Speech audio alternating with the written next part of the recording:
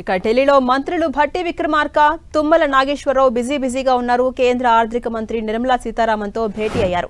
రాష్ట్ర ఆర్థిక పరిస్థితులు, కేంద్ర పథకాల కింద రాష్ట్రానికి రావాల్సిన నిధులపై నిర్మలా సీతారామన్తో చర్చించారు.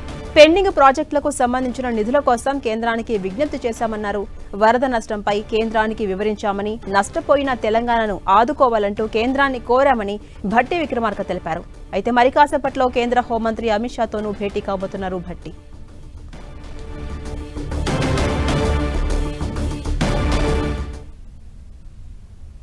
జరిగినటువంటి వరద వల్ల జరిగిన నష్టం వాటన్నిటిని కూడా అంచనా వేసి ఆ లెక్కలతో సహా ఈరోజు డిజాస్టర్ మేనేజ్మెంట్ నుంచి కావాల్సినటువంటి సమాచారంతో సాయంత్రం పూట మన అమిత్ షా గారిని కలవబోతా ఉన్నాం.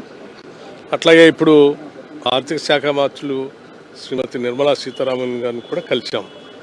రాష్ట్రానికి సంబంధించినటువంటి ఆర్థిక పరిస్థితులు, అట్లాగే లోన్ రీస్ట్రక్చరింగ్ సంబంధించినటువంటి అంశాలు, ఇతరత్ర అంశాలు, ముఖ్యంగా రాష్ట్రంలో విరివిగా విస్తారంగా సాగు చేస్తున్నటువంటి పామ్ ఆయిల్కి సంబంధించిన దానిపైన, క్రూడ్ ఆయిల్ పైన విధించేటువంటి సుంకాలని తగ్గించడం వల్ల రైతులు నష్టపోతూ ఉన్నారు. కాబట్టి పెంచమని ఆ సుంకాన్ని, ఇతరత్ర లోన్ రీస్ట్రక్చరింగ్ గురించి, కొన్ని ఎడ్యుకేషనల్ ఇన్స్టిట్యూషన్స్ గురించి కావాల్సినటువంటి ఆర్థిక సాయం గురించి వారికి ప్రత్యేకంగా రిప్రజెంటేషన్స్ ఇవ్వటం జరిగింది.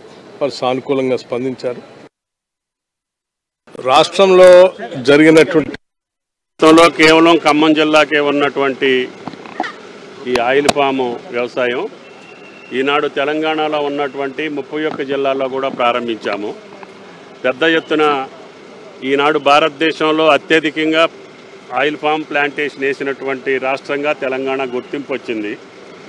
ఆ పంటను ఇంకా పెంచి తెలంగాణ రాష్ట్రంలో సుమారు 20 లక్షల ఎకరాల వరకు వేసే అవకాశం ఉంది. కాబట్టి కేంద్ర ప్రభుత్వం క్రూడ్ పామ్ ఆయిల్ మీద ఇంపోర్ట్ డ్యూటీ తగ్గించటం మూలాన దాని యొక్క ఎఫ్ఎఫ్బి రేటు తగ్గటం మూలాన రైతులు నిరాశలో ఉన్నారు.